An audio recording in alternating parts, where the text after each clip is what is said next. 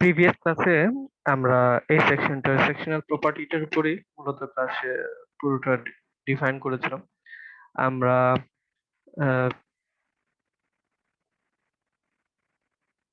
I Z, I Y এবং I Y Z এই property গুলো আলাদা আলাদা করে ডিফাইন করা এই সেকশনে এখানে শেষ করেছিলাম। আর বলেছিলাম যে এই সেকশনটাকে ডিফারেন্ট ওরিয়েন্টেশনে ঘুরিয়ে তোমরা এর আই ওয়াই জেড প্যারামিটারটা বের করবা। এইটা বলেছিলাম যে ক্লাসে বাসায় ট্রাই আউট করতে। আশা করি তোমরা করেছো। তা এখন আমরা এই প্রবলেমটা শেষ করতে যাচ্ছি। এখানে যেটা বলা হয়েছিল যে বি পয়েন্টে এবং এফ পয়েন্টে স্ট্রেসের মানটা বের করো। বি পয়েন্টে এবং এফ পয়েন্টে স্ট্রেসের মানটা বের করো এবং দেখাও যে এরাই মিনিমাম এবং ম্যাক্সিমাম ভ্যালু বলতেছে। এখানে আসলে যেটা বলেছে যে বি এবং এফ এ মিনিমাম এবং ম্যাক্সিমাম এখানে সাইনের দিক থেকে বলছে। এটা আসলে এক্সামে যদি কখনো আসবে না এসে বলবে যে এখানে মিনিমাম বা ম্যাক্সিমাম না বলে এখানে যে actually যেটা চাওয়া হয়েছে ম্যাক্সিমাম টেনশন এবং ম্যাক্সিমাম কম্প্রেশনের ভ্যালুটা এখানে বের বের করতে বলা হয়েছে। মানে অ্যাকচুয়ালি বি এবং এফ এর স্ট্রেসটা বের করে দেখাতে বলা হয়েছে যথাক্রমে এরাই ম্যাক্সিমাম স্ট্রেসেস। তো আমরা এটা বের করার জন্য আহ, প্রথমে আই জেড, আই ওয়াই এবং আই ওয়াই জেড এর মানগুলো বের করলাম। এখানে মোমেন্টটা শুধুমাত্র এম জেড অ্যাক্সিস বরাবর কাজ করছে, তাহলে এম ওয়াই বরাবরের কোনো কম্পোনেন্ট নাই। আমরা কিলোমিটার মিটার থেকে নিউটন মিলিমিটারে কনভার্ট করলাম। এরপর আমরা যদি একটু সূত্রটার দিকে তাকাই, এটা হচ্ছে যে কোনো একটা শেপের জন্য ফর্মুলাটা সিগমা এক্স ইকুয়াল টু, এই ফর্মুলাটা দিয়ে আমরা স্ট্রেসটা বের করব। এবার এই ফর্মুলায় যদি এম ওয়াই এর মানটা 0 হয় তাহলে এই পার্টটা থাকছে না, শুধু আমাদের এতটুকু অংশ থাকবে। তো আমাদের এখানে কাজটা একটু সহজ হয়ে গেছে। তো বি এবং এফ এর স্ট্রেস বের করতে আমরা যথাক্রমে বি এবং এফ এর স্থানাঙ্ক গুলো বের করব। তো স্থানাঙ্ক গুলো কি, এখানে সিটাকে 0 0 পয়েন্টটা চিন্তা করি, আমার হচ্ছে বি পয়েন্টটা। এখান থেকে এই টোটাল ডাইমেনশনটা হচ্ছে 24.3 সেন্ট্রয়েড, আর এতটুকু হচ্ছে 20। তাহলে বাকিটা হচ্ছে এই এতটুকু জায়গা হচ্ছে 4.3। ঠিক আছে, তাহলে সেন্টার থেকে বি পয়েন্টের দূরত্বটা হচ্ছে, আমরা যদি জেড এবং ওয়াই স্থানাঙ্ক লিখি, এটার জেড স্থানাঙ্কটা হচ্ছে 4.3 এবং এইটা আমাদের সেন্ট্রয়েড থেকে বাম দিকে আছে বা জেড অ্যাক্সিস এর পজিটিভ দিকে আছে, তো জেড ভ্যালুটা পজিটিভ। এরপরে আমরা ওয়াই স্থানাঙ্কটার দিকে খেয়াল করছি। ওয়াই স্থানাঙ্কটা হচ্ছে সেন্ট্রয়েড থেকে বি পয়েন্টের পার্টিকেল দূরত্বটা। এইটা হচ্ছে যদি আমরা দেখি, টোটাল হাইটটা হচ্ছে 200 আর বটম থেকে সেন্ট্রয়েডটা হচ্ছে 74.3। তাহলে এটা বাকিটুকু কত হবে, 200 মাইনাস 74.3 করলেই আমরা পেয়ে যাবো। ভ্যালুটা আসে 125.7। এবং যেহেতু ভ্যালুটা ওয়াই অ্যাক্সিস এর পজিটিভ দিকে আছে বা আমাদের সেন্ট্রয়েড থেকে উপরের দিকে আছে বা 0 0 পয়েন্ট থেকে উপরের দিকে আছে, তাহলে এই ভ্যালুটা পজিটিভ 125.7। একইভাবে আমরা এখন এফ পয়েন্টের স্থানাঙ্ক বের করব। এটা হচ্ছে, এটারও জেড ওয়াই স্থানাঙ্ক যদি বের করি, এই এফ পয়েন্টটাও আমাদের জেড অ্যাক্সিস এর পজিটিভ দিকে আছে এবং এখান থেকে এই 0 পয়েন্ট থেকে এটা দূরত্ব হচ্ছে 24.3, মানে এই পয়েন্টের স্থানাঙ্কটা হচ্ছে 24.3, এটা পজিটিভ। আর এটার ওয়াই স্থানাঙ্কটা হচ্ছে, দেখো ওয়াই অ্যাক্সিস থেকে নিচের দিকে, তাহলে ওয়াই স্থানাঙ্কটা ঋণাত্মক এবং ওয়াই স্থানাঙ্কটা কি, সেন্টার থেকে ডিসটেন্সটা কত, 74.3 মাইনাস 74.3। তাহলে আমরা এই দুটো পয়েন্টের স্থানাঙ্ক পেয়ে গেলাম, বি এবং এফ পয়েন্ট। বি এবং এফ পয়েন্টের স্থানাঙ্ক গুলোকে শুধু এই ফর্মুলা বসাই দিই। ফর্মুলাটা একটু বড়, আমরা এখানে I Z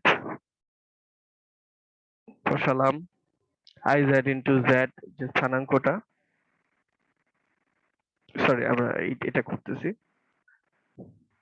I I Y into Y plus I Y Z into Z divided by I Y into I Z minus i/z square into mz যে মোমেন্ট, এখান থেকে পেলাম মাইনাস 76 এমপিএ বা 76 এমপিএ কম্প্রেশন। একইভাবে আমরা এফ পয়েন্ট টেস্ট বের করলাম 68 MPA tension. এরপরে আমরা নিউট্রাল অ্যাক্সিস এর ফর্মুলাটা দিয়ে এখন এটা বের করবো। এখানেও যেটা দেয়া আছে my এর মান 0, my এর মান 0 হওয়ার কারণে এই টার্মটা 0 হয়ে যাবে, এই টার্মটা 0 হয়ে যাবে, শুধু এই দুইটা জিনিস থাকবে এই অঙ্কে। আর এই সূত্রের বৈশিষ্ট্যটা কি, যদি ভ্যালুটা পজিটিভ আসে তাহলে বিটা অ্যাঙ্গেলটা জেড অ্যাক্সিস থেকে ক্লকওয়াইজ দিকে আছে। তো আমরা এখন ভ্যালুগুলো বসালাম, পাইলাম বিটা এর মান হচ্ছে 53.3 ডিগ্রি। পজিটিভ মানে সেটা জেড অ্যাক্সিস থেকে ক্লকওয়াইজ দিকে আছে, জেড অ্যাক্সিস থেকে ক্লকওয়াইজ দিকে আসলাম। এই হচ্ছে আমাদের নিউট্রাল অ্যাক্সিস। তো নিউট্রাল অ্যাক্সিসটা থেকে সবচেয়ে দূরের পয়েন্ট গুলো যথাক্রমে বি এবং এফ। তাহলে এই বি এবং এফ পয়েন্টেই আমাদের ম্যাক্সিমাম টেনশন এবং কম্প্রেশন কাজ করবে। তাহলে আমরা এটাও আইডেন্টিফাই করে ফেললাম যে যদিও এখানে আসলে নিউট্রাল অ্যাক্সিস বের করতে বলা হয়নি, কিন্তু আমাদের যেটা বলছিল যে বি এবং এফ এর সবচেয়ে বেশি টেনশন বা কম্প্রেশন কাজ করতেছে, এইটা বের করার জন্য আমাদের আসলে নিউট্রাল অ্যাক্সিসটা বের করতে হচ্ছে। নিউট্রাল অ্যাক্সিস থেকে যেহেতু আমরা জানি আহ, দূরের পয়েন্ট গুলোতে ম্যাক্সিমাম স্ট্রেস কম্পোনেন্ট কাজ করে, সেটা আমরা দেখাই দিই। সেম প্রবলেম, শুধুমাত্র এখন একটা জেড অ্যাক্সিস। এই জেড অ্যাক্সিস এর এই বলা হয়েছে যে একটা বেন্ডিং মোমেন্ট ক্যারি করছে, এটার ইনক্লাইন্ড অ্যাঙ্গেল হচ্ছে আলফা মোমেন্টটা। সো এখানে মোমেন্টের কিন্তু যেহেতু আলফা কোণে ভাগ আছে, মোমেন্টের একটা জেড উপাংশ থাকবে এম জেড, একটা হচ্ছে এম ওয়াই। এখানে দুটো উপাংশই থাকবে মোমেন্ট, এবং দুইটাই দেখা যাচ্ছে যথাক্রমে পজিটিভ জেড এবং পজিটিভ ওয়াই এর দিকে আছে। তাহলে আমরা এম জেড বললাম, এম ওয়াই বললাম, গেল। এখন সেকশনাল প্রপার্টি প্রিভিয়াস ক্লাসগুলোতে আমি খুব ডিটেলসে ডিল করেছি এগুলোর সাথে, তো আশা করি তোমাদের কোনো কনফিউশন থাকবে না। আই জেড আই ওয়াই এগুলো বের করলাম। আই ওয়াই জেডটা একটু যেহেতু নতুন, সেটা নিয়ে একটু কথা বলতে চাই। প্রথমে হচ্ছে যে যে এই সেকশনটার সেন্ট্রয়েড বের করা লাগতো। এই প্রশ্ন তো সেন্ট্রয়েড দিয়ে দিছে, তো আমার কষ্ট ছিল না, কিন্তু যদি না দেয়া থাকতো তাও বের করতাম। কি পারতাম, দেখো এখানে এই সবগুলো ডাইমেনশন সেম, এই ডাইমেনশনটা সেম। তো আমি উইদাউট আ ডাউট বলতে পারি যে যেটা সেন্ট্রয়েডটা কোথায় বসবে, একদম এই মাঝখানে বসবে। এটা ক্যালকুলেট না করেও এটা ডিফাইন করা যাইতো এই সেকশনটার জন্য, এটা সেন্ট্রয়েডটা বের করা লাগতো না। এটা দুই পাশের সেকশন গুলো ডাইমেনশন সেম হওয়ার কারণে পাশের যে ডাইমেনশন এই এখানেও সেম ডাইমেনশন, তো এটা সেন্ট্রয়েডটা একদম মাঝামাঝি বসবে, এটা বলা যায়। তো এখন আমরা আই ওয়াই জেডটা বের করতে চাচ্ছি।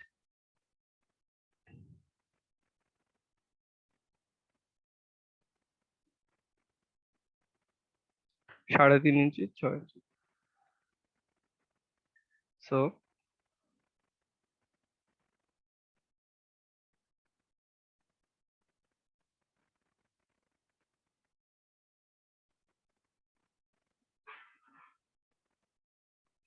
আমরা যদি এই ধরনের একটা সেকশন নেই,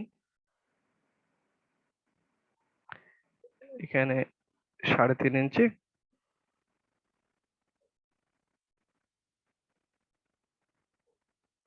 বড় করে আঁকি বুঝতে সুবিধা হবে।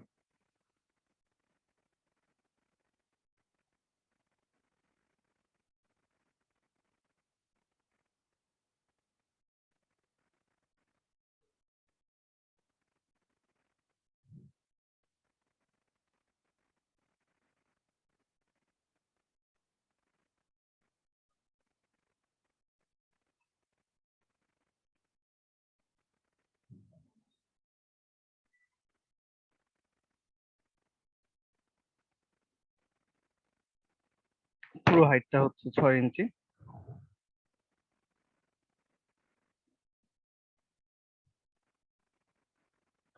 আর সবগুলো থিকনেসই হচ্ছে 3/8 ইঞ্চি, এটাও 3/8 ইঞ্চি, এইটাও 3/8 ইঞ্চি। সেন্ট্রয়েডটা বসবে একদম মাঝখানে, সেন্ট্রয়েডটা একদম মাঝখানে বসবে, একদম অর্ধেক, 3/8 ইঞ্চির অর্ধেক। তো আমরা এখন আই ওয়াই জেড বের করতে চাচ্ছি। এখানে এই সেকশনটাকে তিনটা ভাগে ভাগ করা যায়, একটা হচ্ছে এইটা, একটা হচ্ছে এইটা, একটা হচ্ছে নিচেরটা। 1 2 3 যদি বলি,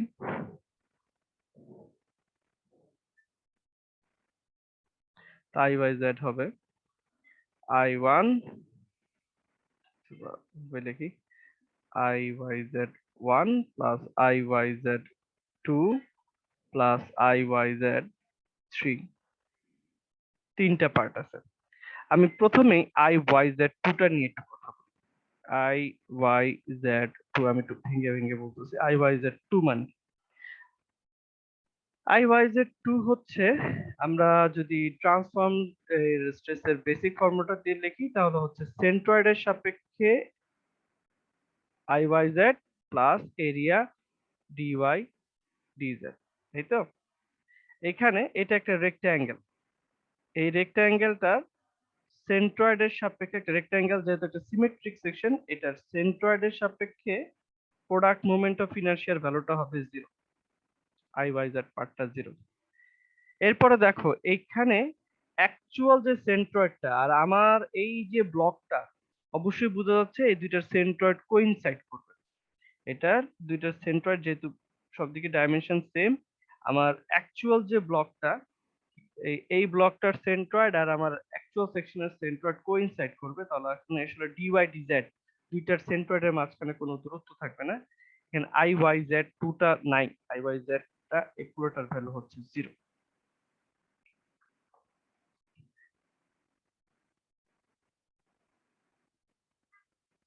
IYZ যদি 1 করি, এই এই বরাবর হচ্ছে জেড অ্যাক্সিসটা পজিটিভ, এই বরাবর ওয়াই অ্যাক্সিসটা পজিটিভ। তো এই যে সেকশনটা আর এইটার সেকশনটা, আমরা এই দুইটার মাঝখানের ডিসটেন্সটাকে বললাম dy1, আর এই সেন্ট্রয়েডটা আর এই সেন্ট্রয়েডটার মাঝখানের ডিসটেন্সটাকে বললাম, লিখি একটু 3.5 ইঞ্চি, এটাকে আমরা বলতেছি dx1। ঠিক আছে, তাহলে কি দাঁড়াচ্ছে, IYZ বার সেন্ট্রয়েডের সাপেক্ষে a dy dz, 1 সাবস্ক্রিপ্ট ব্যবহার করি বোঝানোর জন্য। এটাও এই উপরের ব্লকটাও একটা রেক্ট্যাঙ্গেল, আর এই রেক্ট্যাঙ্গেলটারও যেহেতু সিমেট্রিক সেকশন, এটারও তার সেন্ট্রয়েডের সাপেক্ষে প্রোডাক্ট মোমেন্ট অফ ইনার্শিয়ার মানটা হবে 0 প্লাস এরিয়া। এরিয়া কত? এরিয়া হচ্ছে লেন্থটা 3.5 ইঞ্চি, উইডথটা 3/8 ইঞ্চি, 3.5 ইন্টু 3/8 ইঞ্চি গেল dy1, দুইটার সেন্ট্রয়েডের মাঝখানে ডিসটেন্স। অবশ্যই বুঝতে পারছি যেহেতু এইখানে সেন্ট্রয়েডটা টোটালি এখান থেকে 3 ইঞ্চি পরে কাজ করবে, তো উপর থেকে নিচ পর্যন্ত এই যে এই সেন্ট্রয়েডটার ডিসটেন্স হচ্ছে 3 ইঞ্চি। আর এই যে অবজেক্টটার সেন্ট্রয়েডটা, এইটা কাজ করবে কোথায়, 3/8 ইঞ্চির অর্ধেকে কাজ করবে, 3/8 ইঞ্চি। তো এই ডিসটেন্সটা হবে 3/16, এই ডিসটেন্সটা হবে 3/16। তাহলে দুইটার সেন্ট্রয়েডের মাঝখানে ডিসটেন্সটা হচ্ছে কি 3 মাইনাস 3/16 ইঞ্চি। ওকে, আর সেন্ট এই এই দুইটার অবজেক্টের মাঝখানে যে ডিসটেন্সটা ডিওয়াইটা, এটা হচ্ছে পজিটিভ ওয়াই অ্যাক্সিসের দিকে, তাহলে ভ্যালুটা পজিটিভ, ডিওয়াই এর ভ্যালুটা পজিটিভ। এরপরে চলে যায় ডিজেড এ। ডিজেড হচ্ছে দুইটার মাঝখানের ডিসটেন্স, এই আমরা এখানে ভুলে ডিএক্স লিখছি, এটা ডিজেড1 হওয়া উচিত, ডিজেড1 এই দুইটার সেন্ট্রয়েডের মাঝখানে। হ্যাঁ, এইটা এই সেন্ট্রয়েডটা একেবারে কোথায় কাজ করবে, এটা কাজ করবে 3.5 ইঞ্চির অর্ধেকে কাজ করবে, আর এইটা কাজ করবে কোথায়, 3/8 ইঞ্চির অর্ধেকে, মানে 3/16 ইঞ্চিতে কাজ করবে। এটা 3/16 ইঞ্চি, এই পাশ থেকেও 3/16 ইঞ্চি, মানে 3/8 ইঞ্চির অর্ধেক। তাহলে এই দুইটা সেন্ট্রয়েডের মাঝখানের ডিসটেন্সটা হচ্ছে কি 3.5 ইঞ্চি বাই 2, আমি একদম ডিফল্ট ক্যালকুলেশন করতেছি, 3.5 ইঞ্চি বাই 2 মাইনাস কত, 3/16 ইঞ্চ গেল IYZ1 এর মান। এই ডিস্টেন্সটাও দেখি, এই দুইটা সেন্ট্রয়েডের মাঝখানে যে ডিস্টেন্সটা, এটাও জেড অ্যাক্সিস এর পজিটিভ দিকে ডিস্টেন্সটা, ডান দিকে। সো এই ভ্যালুটা positive, D Y Z D Z Y দুইটাই পজিটিভ। এরপর আমরা আই ওয়াই জেড টু তে চলে যাই। এটার ফর্মুলাটা অনেকটা এরকম হবে, আই বার ওয়াই জেড, এটা plus a d y two d z two. এই যদি সেন্ট্রয়েডটা হয়, এই সেন্ট্রয়েডটা থেকে এইটার সেন্ট্রয়েড পর্যন্ত যে দূরত্ব, সেটাকে আমরা বলছি ডি জেড টু। আর এই সেন্ট্রয়েডটা থেকে এই সেন্ট্রয়েডটার যে ভার্টিক্যাল ডিস্টেন্স, সেটাকে আমরা বলতেছি ডি ওয়াই টু। তো আসলে দুইটা ছবি দেখে বুঝতে পারতেছি যে উপরের ডাইমেনশন নিচের ডাইমেনশন সবগুলো সেম। এখানে ডি ওয়াই টু এবং ডি জেড টু এই দুটার মানও কি হবে, সেমই হবে। এখানে আসলে ক্যালকুলেট করার দরকার নেই, এটার জন্য যখন আমি ম্যানুয়ালে দেখাইছি 2 দিয়ে গুণ করে দিছি। এখানে একদম যেহেতু মাঝখানে আছে, এখানে ডিওয়াই টুটা যায়, ডিওয়াই ওয়ানটাও সেম, চাইলে ক্যালকুলেট করেও দেখা যায়। এই পাশ থেকে 3 ইঞ্চি, আবার এখান থেকে 3/16 ইঞ্চি বাদ যাবে, একই মানই আসবে। কিন্তু এখানে যে বিষয়টা হচ্ছে, কেন আলাদা করে দেখালাম, আই ওয়াই জেড এর নিচের ব্লকটাও একটা রেক্ট্যাঙ্গেল, এটারও সেন্ট্রয়েডের সাপেক্ষে প্রোডাক্ট মোমেন্ট অফ ইনার্শিয়ার মানটা হবে 0 গেল, প্লাস এরিয়া কত, 3.5 into 3/8 into D Y two এর মানও এটাই। কিন্তু এখন দেখো এই যে ডি ওয়াই টু ডিস্টেন্সটা, এটা সেন্ট্রয়েড থেকে নিচের দিকে, সেন্ট্রয়েড থেকে নিচের দিকে ডিস্টেন্সটা, তাহলে এই ভ্যালুটা আসলে আসবে মাইনাস ইনটু এই যে ডিজেড যে ডিস্টেন্সটা, ডিজেড ডিস্টেন্সটাও সেন্ট্রয়েড থেকে, এই ডিস্টেন্সটা সেন্ট্রয়েড থেকে ডান দিকে আমাদের জেড অ্যাক্সিস এর উল্টো দিকে, তাহলে এই ভ্যালুটা কি আসছে আসলে মাইনাস 3.5/2, সেম ভ্যালুই আসবে -3/16। যদিও মাইনাসে মাইনাসে দুইটাই প্লাস হয়ে যাচ্ছে, মাইনাস মাইনাসে প্লাস একই জিনিসই আসবে। আমি একদম বেসিক থেকে বুঝালাম যে আসলে জিনিসটা কি হচ্ছে। তো আই ওয়াই জেড এর মান, যেটা আমরা শর্টকাটে এখানে দেখায় দিচ্ছি, আই ওয়াই জেড হচ্ছে 2 ইন্টু 11.54 ইঞ্চি। একইভাবে এইখানেও যদি আমরা সেকশনটাকে এই ওয়াই জেড অ্যাক্সিস বরাবর যদি সেকশনটাকে আমরা ঘুরায় দিই, ধরো জেড অ্যাক্সিস সেকশনটাকে এখন এইভাবে নিচ্ছি, তাহলে আবার আই ওয়াই জেড এর মান আবার উল্টোটা মানে একটা চেঞ্জ হয়ে যেতে পারে। তো এখানেও বলবো এই সেকশনটাকে বিভিন্ন ওরিয়েন্টেশনে ঘুরিয়ে তোমরা আই ওয়াই জেড এর মানটা প্র্যাকটিস করবা, দেখবা কি আসে। ঠিক আছে, যেহেতু পুরো সেকশনটা সিমেট্রিক, এই মাঝখানের যে ব্লকটা আছে, এই মাঝখানের ব্লকটার এই পার্টটা 0 হবে, শুধুমাত্র উপরেরটা আর নিচেরটা। এটা আমাকে দেখতে হবে কি কি আসে। তো আই জেড আসলো, আই ওয়াই আসলো, আই পাই জেড আসলো। আমরা আমাদের বেন্ডিং স্ট্রেসের ফর্মুলাটা পিক আপ করলাম। এখানে আমাকে যেটা বলা হয়েছে, ফ্লেক্সারাল স্ট্রেস এট পয়েন্ট এ, এ পয়েন্টে স্ট্রেস বের করতে হবে, এ পয়েন্ট। তো প্রথমে হচ্ছে কি, এ পয়েন্টের স্থানাঙ্কটা চিন্তা করতে হবে, সেন্ট্রয়েড ইজ 0 0, তাহলে এই পয়েন্টের স্থানাঙ্কটা কি,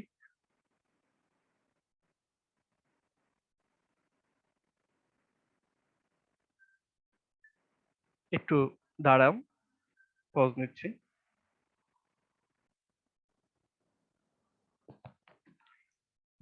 এখানে একটা জিনিস একটু বলে নেই, এখানে যে উম, একটু আমাদের ভ্যালু গুলো আমি যেটা একটু আগে অঙ্কে দেখাইছি সেটা থেকে একটু ডিফারেন্ট হবে, কারণ ওইখানে আমরা এখানে যে ডিস্টেন্স গুলো ছিল সেন্টার থেকে এভাবে বের করছি, ওইখানে সবগুলো ডিস্টেন্সই আমাদের এই বটম থেকে বের করা হয়েছে। এটার জন্য মানটা একটু ডিফারেন্ট দেখা যাচ্ছে, বাট ফাইনাল ক্যালকুলেশনে একই রেজাল্টই আসবে। ওকে, যেটা বলছিলাম, এখন এ পয়েন্টের স্থানাঙ্ক নিতে চাচ্ছি। তো এই পয়েন্টের স্থানাঙ্ক আমাদের এই এখান থেকে কতটুকু দূরে, এই ডিস্টেন্সটা হচ্ছে কত, এটাকে বললাম 3/16 ইঞ্চি। পুরোটা যদি 3.5 হয়, তাহলে এখান থেকে এই ডিস্টেন্সটা কত, 3.5 মাইনাস 3/16, ঠিক আছে। তো ভ্যালুটা আসে 3.3125। তাহলে এটা, আর এই স্থানাঙ্কটা হচ্ছে কত, সেন্টার থেকে ডিসটেন্সটা হচ্ছে 3 ইঞ্চি জানি। তাহলে এ জেড ওয়াই স্থানাঙ্কটা কি হবে? এর জেড ওয়াই স্থানাঙ্কটা হবে 3, হরাইজন্টাল স্থানাঙ্ক হচ্ছে 3.3125 আর ভার্টিক্যাল স্থানাঙ্কটা হচ্ছে 3 ইঞ্চি। দুইটাই জেড এবং ওয়াই অ্যাক্সিস এর পজিটিভ দিকে। সো ভ্যালুটা আসলো এইটা।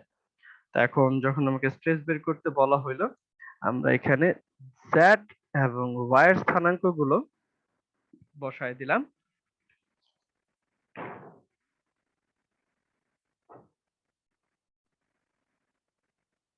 ফাইনালি চলে আসে 7.85 KSI।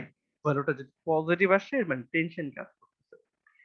এর পরবর্তী আমাকে চাওয়া হয়েছিল যে determine the orientation of the neutral Axis. যখন ওরিয়েন্টেশন অফ নিউট্রাল অ্যাক্সিস বলে, যদি ছবি চায় আর না চায় আমরা একটা স্কেচ এঁকে দেখাই দিব, সেটা বুঝলাম। So orientation of the neutral Axis এর জন্য সবার ফর্মুলা আছে। ফর্মুলায় ভ্যালুগুলো বসালাম, বসিয়ে বিটার ফাইনাল মানটা আসবে এরকম 59.8 ডিগ্রি। এই ভ্যালুটা পজিটিভ আসছে, এর মানে জেড অ্যাক্সিস থেকে, পজিটিভ জেড অ্যাক্সিস থেকে ক্লকওয়াইজ দিকে আমাদেরটা ঘুরে যাবে। জেড অ্যাক্সিস থেকে ক্লকওয়াইজ দিকে ঘুরে গেল, পাইলাম। এরপরে যেটা চাওয়া হয়েছে, the maximum tensile and compressive stress. Maximum tension এবং কম্প্রেশন কোথায় কাজ করে? আমরা জানি নিউট্রাল অ্যাক্সিস থেকে দূরের পয়েন্ট গুলোতেই সবচেয়ে বেশি স্ট্রেস কাজ করবে। তাহলে নিউট্রাল অ্যাক্সিস থেকে সবচেয়ে দূরের পয়েন্টকে আইডেন্টিফাই করলাম ডি, আইডেন্টিফাই করলাম বি। ঠিক আগের মতোই এখন ডি এবং বি এর স্থানাঙ্কটা এই আমরা এখানে চাইলে ছবিতে দেখাইতে পারি অথবা সরাসরি ক্যালকুলেট করতে পারি। এখান থেকে ডি এর স্থানাঙ্কটা বের করব, এখান থেকে বি এর স্থানাঙ্কটা বের করব, করে এখন এই ইকুয়েশনটাতে শুধুমাত্র জেড এবং ওয়াই এর জায়গায় ডি পয়েন্টের স্থানাঙ্ক, বি পয়েন্টের স্থানাঙ্ক এগুলো ইনকর্পোরেট করলে আমরা স্ট্রেসের মানটা পেয়ে যাই। তো আসবে 9.6 কেএসআই টেনশন এক জায়গায়, একবার 9.67 কেএসআই আসবে কম্প্রেশন। তো এই হচ্ছে আমাদের আনসিমেট্রিক সেকশনের জন্য কিভাবে আমরা ফর্মুলাটা ইউজ করতে পারি সেটা প্রথমে দেখলাম আমরা সিম্পলিফাইড ফর্মুলার পর যদি সিমেট্রিক সেকশন হয় বোথ অ্যাক্সিস এর সাপেক্ষে হতে পারে, সিঙ্গেল অ্যাক্সিস এর সাপেক্ষে হতে পারে। এরপর দেখলাম যে আনসিমেট্রিক সেকশন হয়, যেগুলো কমন ইউজ আনসিমেট্রিক সেকশন মানে কি, জেড সেকশন, অ্যাঙ্গেল সেকশন, এগুলোতে ফর্মুলাটা কিভাবে চেঞ্জ হতে পারে সেটা ক্ষেত্রে দেখলাম।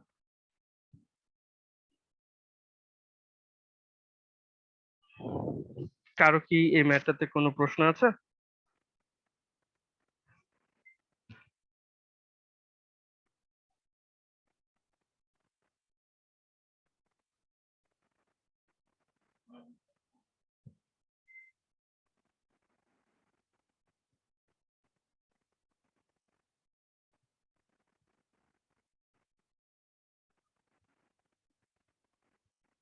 ইয়ার আমাকে তো 3:20 দিকে মনে করায়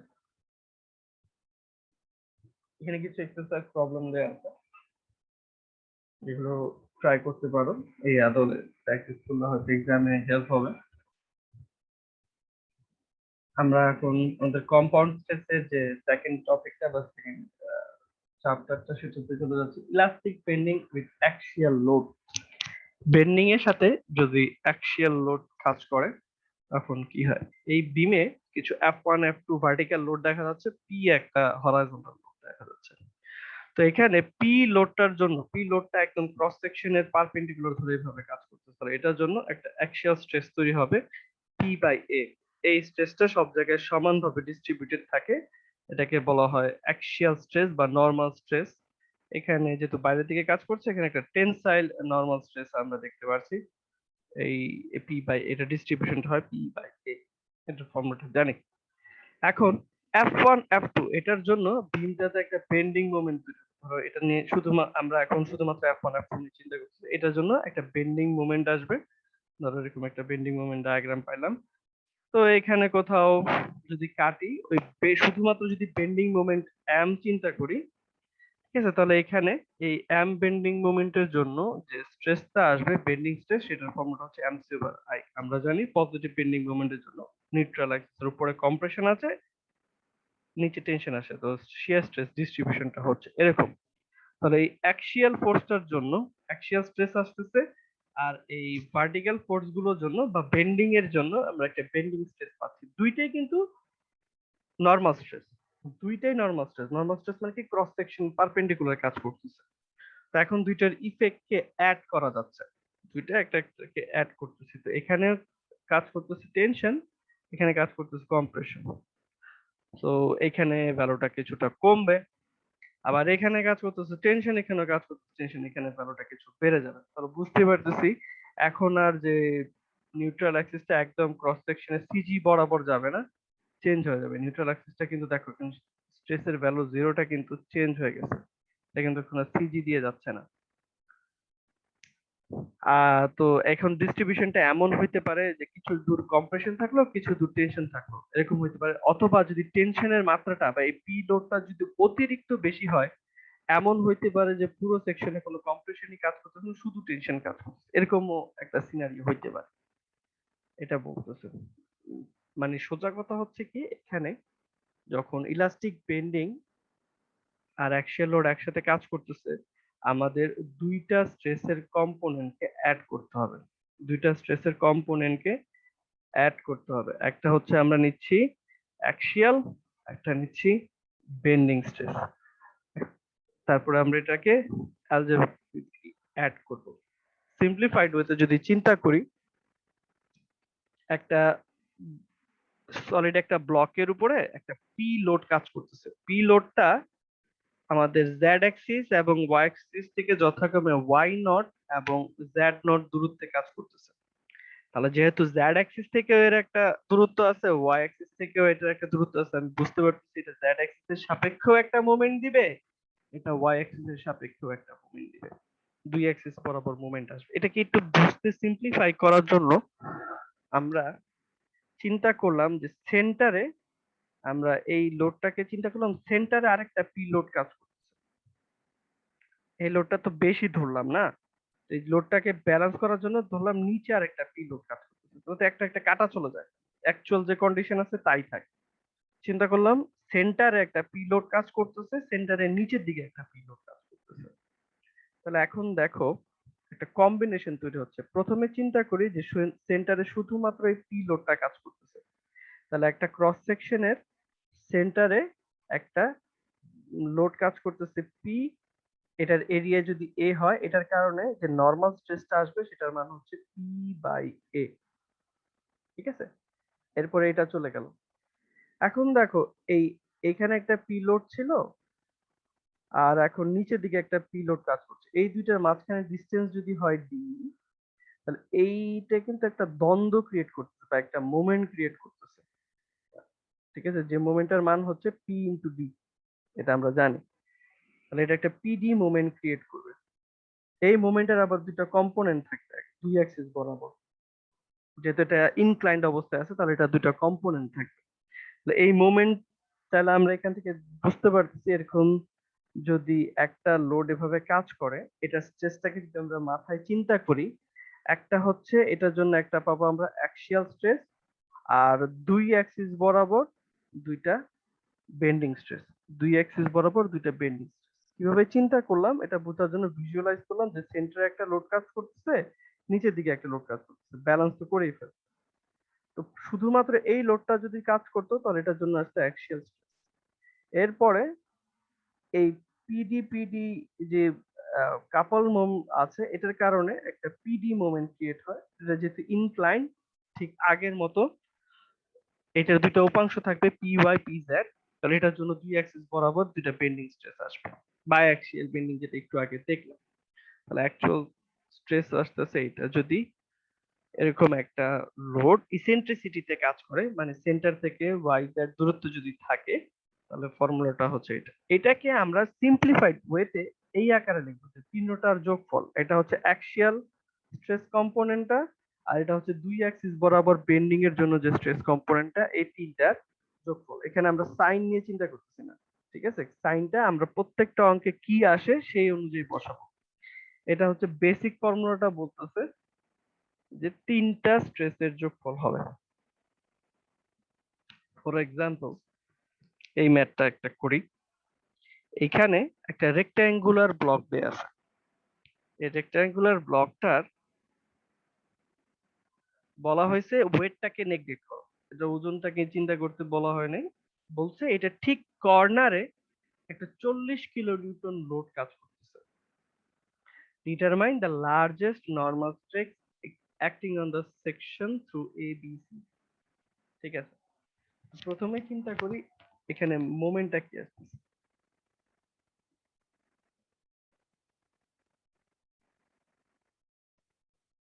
এখানে এটা যদি সেন্টার চিন্তা করো,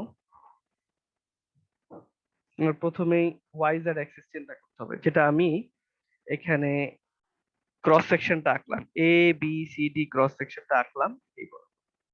এই লাল ডটটা দিয়ে আমি লোডটা বুঝাইতেছি, লাল ডটটা দিয়ে আমি লোডটা বুঝাইতেছি। লোডটা এইভাবে ভার্টিক্যালি এই পয়েন্টে কাজ করে, এই মানে এই পয়েন্টের উপরে লম্ব ভাবে এখানে লোডটা কাজ করতেছে। এটা বোঝানোর জন্য একটা এরকম ডট দিলাম। ঠিক আছে, সেন্টার থেকে এই লোডটার একটা ডিস্টেন্স আছে। এই ডিস্টেন্সটাকে যদি আমি বলি জেড অ্যাক্সিস থেকে যদি এই লোডটার ডিস্টেন্স হয়, এটাকে যদি বলে আমি জেড অ্যাক্সিস থেকে লোডের ডিস্টেন্সটা হবে ওয়াই, আর ওয়াই অ্যাক্সিস থেকে লোডের ডিস্টেন্সটা হবে জেড। ঠিক আছে, তাহলে এম ওয়াই মোমেন্টটা, ওয়াই অ্যাক্সিস এর সাপেক্ষে মোমেন্ট কি, লোড ইনটু ডিস্টেন্স, 40 ইনটু 0.2। কিভাবে, আমি পুরোটা তো 0.4, তাহলে এতটুকু হচ্ছে 0.2, এতটুকু 0.2, এটা 0.4, এটা 0, ঠিক আছে।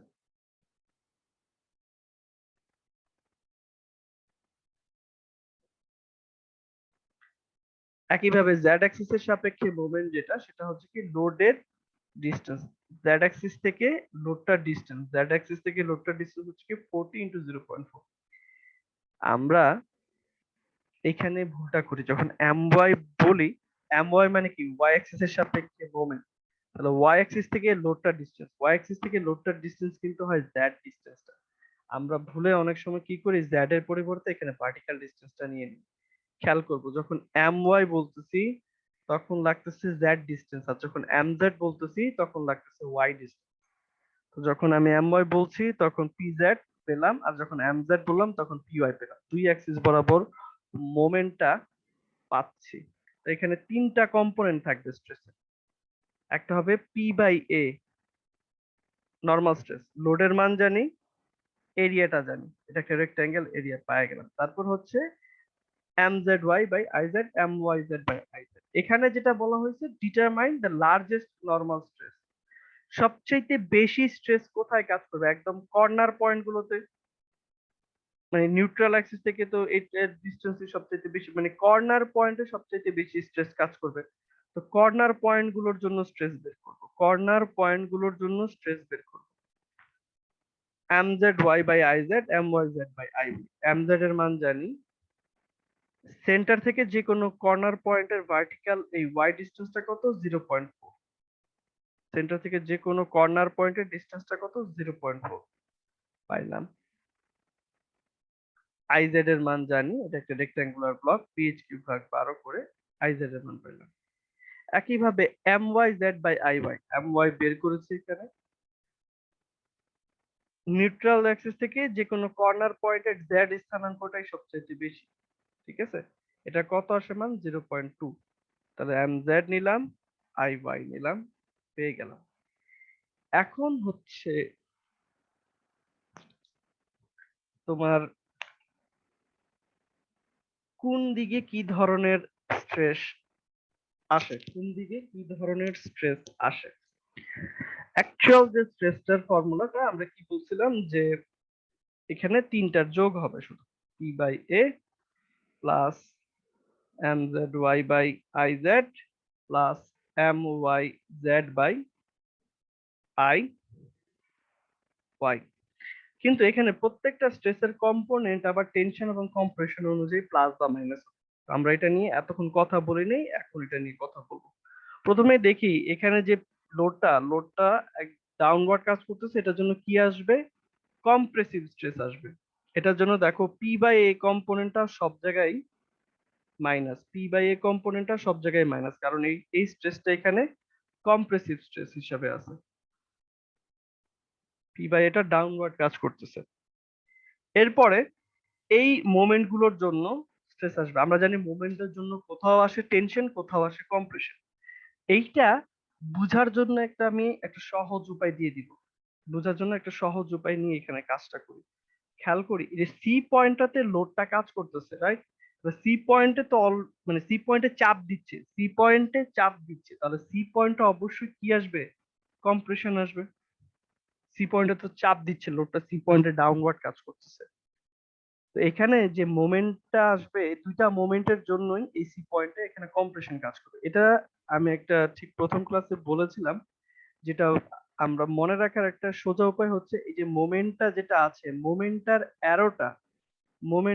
অ্যারোটা যেই দিকে কাজ করে সেই দিকে কম্প্রেশন কাজ করে, মোমেন্টার অ্যারোটা যেই দিকে কাজ করে সেই দিকে কম্প্রেশন কাজ করে। তাহলে এম জেড এবং এম ওয়াই মোমেন্টটা দুইটার অ্যারোটাই আমরা এদিকে দেখাবো, দুইটার অ্যারোটাই এদিকে দেখাবো। তো এখন এ বি সি ডি তিনটার জন্য যদি আলাদা আলাদা করে স্ট্রেস বের করি, যখন এ পয়েন্ট আসছে সব দিকে এটা মাইনাস। এখন এ পয়েন্টে যাই, দেখো এ পয়েন্টের জন্য এমজেড যে মোমেন্টটা আছে, এমজেড মোমেন্টটা এই বরাবর কাজ করতেছে। আমি একটা ডিফারেন্ট নোটেশন ব্যবহার করি দুইটা কালারে, তাহলে বুঝতে তোমাদের একটু সুবিধা হবে। স্যার 3:20 বাজে আপনাকে বলতে বলেছি। আচ্ছা ঠিক আছে, সমস্যা নেই, আমার এটা একটু বেশিক্ষণ রান করতেছে, করার নাই।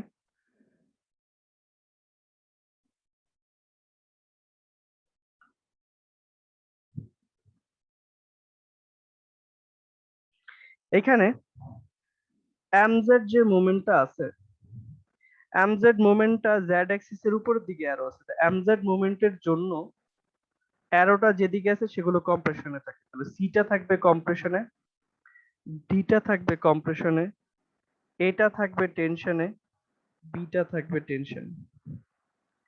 একইভাবে আমরা যদি এম ওয়াইটার কথা চিন্তা করি, এম ওয়াইটা ওয়াই অ্যাক্সিস এর ডানে কাজ করতেছে, তাহলে অ্যারোটার দিকে যারা আছে তারা থাকবে কম্প্রেশন। সি পয়েন্টটা থাকবে কম্প্রেশনে, বি পয়েন্টটা থাকবে কম্প্রেশনে, ডিটা থাকবে টেনশনে, এটা থাকবে টেনশনে। তাহলে আমি যদি এখন সিগমা এর কথা বলি, সব জায়গায় তো পি বাই এ কম্প্রেশন। এ পয়েন্টে দেখতেছি এম জেডটার জন্য, এমজেড যে মোমেন্টটা, এমজেড মোমেন্টের জন্য হচ্ছে টেনশন, আবার এম ওয়াই যে মোমেন্ট সেটার জন্য হচ্ছে টেনশন। এরপরে বি পয়েন্টে যাই, বি পয়েন্টে এমজেডটার জন্য হচ্ছে টেনশন, কিন্তু এম ওয়াইটার জন্য হচ্ছে কম্প্রেশন। সি পয়েন্টে গেলাম, সি পয়েন্টে দুইটাই কম্প্রেশন, দুইটার ভ্যালুই মাইনাস। তারপরে ডি পয়েন্টে আসি, ডি পয়েন্টে এমজেডটার জন্য হচ্ছে মাইনাস, এম ওয়াইটার জন্য হচ্ছে প্লাস। কিভাবে চিন্তা করব, যেদিকে লোডটা কাজ করতেছে সেখানে তো কম্প্রেশন, তাহলে যে এমজেড আর এম ওয়াই দুইটা মোমেন্টেরই অ্যারোটা ওই সি পয়েন্টের দিকে দেখাবো। চিন্তা করব এভাবে, অ্যারোটা যেদিকে আছে তার উপরের দিকটা থাকে কম্প্রেশনে, নিচের দিকটা থাকে টেনশনে, এইভাবে আমরা চিন্তা করব। তাহলে আমরা এখন এমজেডটা মোমেন্টের দিকে যখন তাকাচ্ছি, এমজেড মোমেন্টের জন্য আমার জেড অ্যাক্সিস এর উপরে যারা আছে ডি আর সি থাকবে কম্প্রেশনে, এ আর বি থাকবে টেনশন। একইভাবে যখন এম ওয়াই মোমেন্ট নিয়ে চিন্তা করছি, তখন সি আর বি থাকবে আমাদের কম্প্রেশনে, এবং ডি এবং এ থাকবে টেনশনে।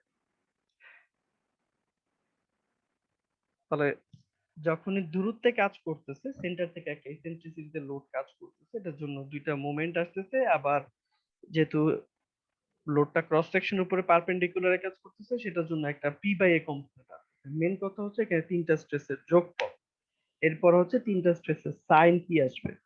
এই অঙ্কটা একটু সোজাই, একটা পার্টিকুলার ওরিয়েন্টেশন চিন্তা করে প্রবলেম গুলোকে সলভ করা যায়, যে সাইন কনভেনশনটা কি হবে, বেশি একটা চিন্তা করতে হয় না। যদি এভাবে যেভাবে বললাম মনে রাখতে পারো, তাহলে অঙ্কটা খুব ইজি হয়ে যায়। কারো কি এখানে কোনো প্রশ্ন আছে?